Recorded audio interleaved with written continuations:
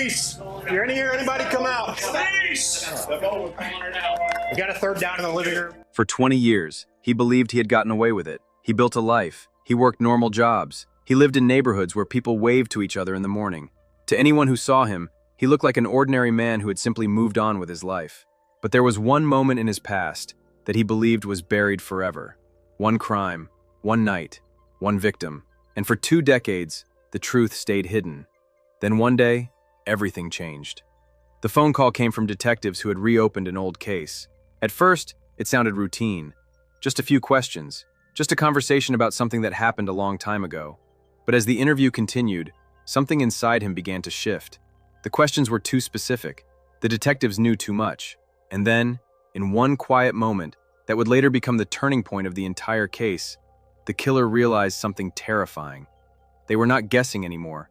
They had him. This is the story of a murder that went unsolved for 20 years, and the chilling moment when the man responsible finally understood that the past he thought was gone forever had come back to destroy his future.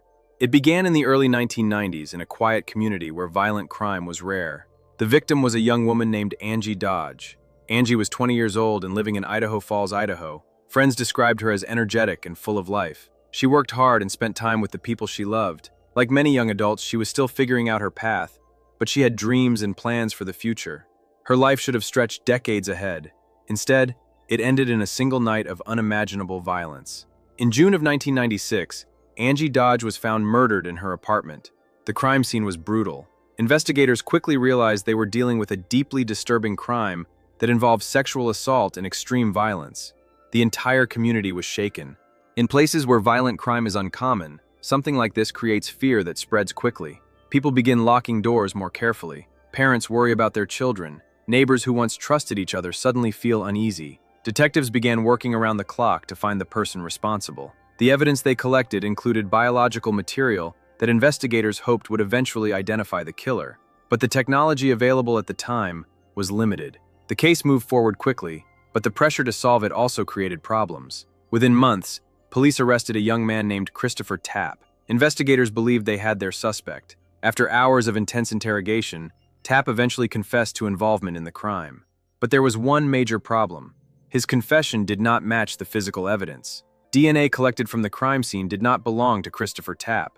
Despite that inconsistency, prosecutors pushed forward. In 1998, Tapp was convicted and sentenced to prison. For many people in the community, the case appeared closed. But for Angie Dodge's mother, Carol Dodge, something never felt right. Carol spent years studying the evidence and reviewing the details of the investigation.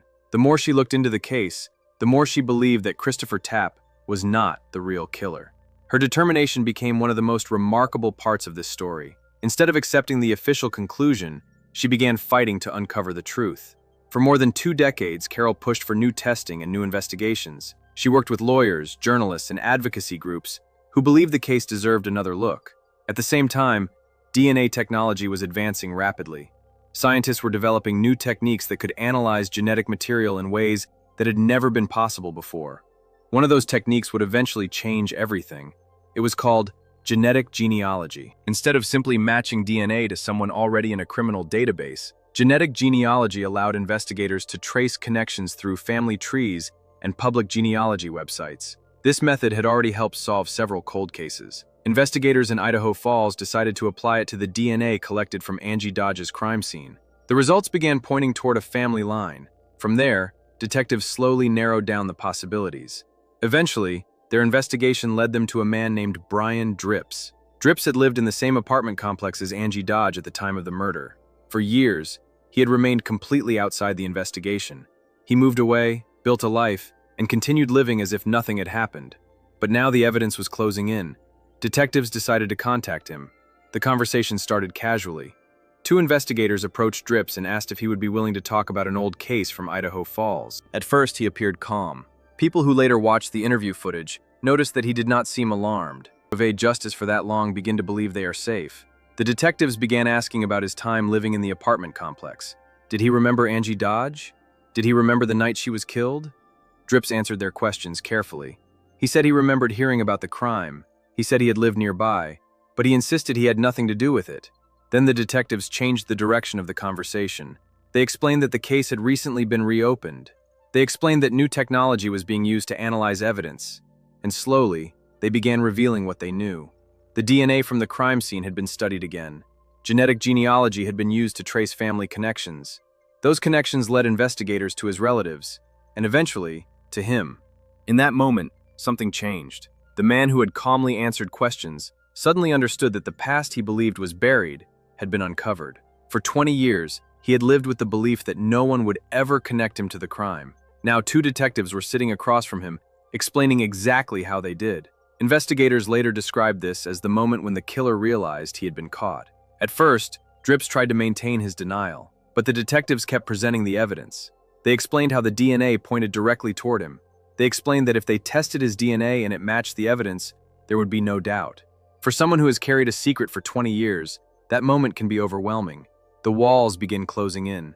The lies become impossible to maintain, and eventually, the truth surfaces. Brian Drips confessed. He admitted that on the night of the murder in 1996, he had entered Angie Dodge's apartment. What followed was a violent attack that ended with her death. After the confession, investigators collected a DNA sample. The results confirmed everything. His DNA matched the evidence from the crime scene. The real killer had finally been identified. For Angie Dodge's family, the news was emotional and complicated. On one hand, the truth had finally emerged. On the other hand, it meant confronting the reality of what had happened once again. Perhaps the most powerful moment in the entire story involved Carol Dodge.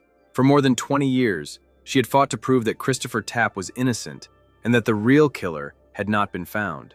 Her determination helped bring attention to the case and ultimately led to the use of genetic genealogy. When Brian Drips was arrested in 2019, the truth she had been searching for finally came to light. Christopher Tapp was exonerated and released from prison after spending 20 years behind bars for a crime he did not commit. The case became one of the most powerful examples of both the failures and the possibilities within the justice system. On one side, an innocent man had lost 2 decades of his life because of a wrongful conviction. On the other side, modern science had finally revealed the truth and identified the real killer. During court proceedings, Brian Drips eventually pleaded guilty to the murder of Angie Dodge. He was sentenced to life in prison. The man who once believed he had escaped justice would spend the rest of his life behind bars. But even after the legal process ended, the story continued to resonate across the country. It raised important questions about interrogations, false confessions, and the importance of physical evidence. It also demonstrated how powerful new forensic technologies have become.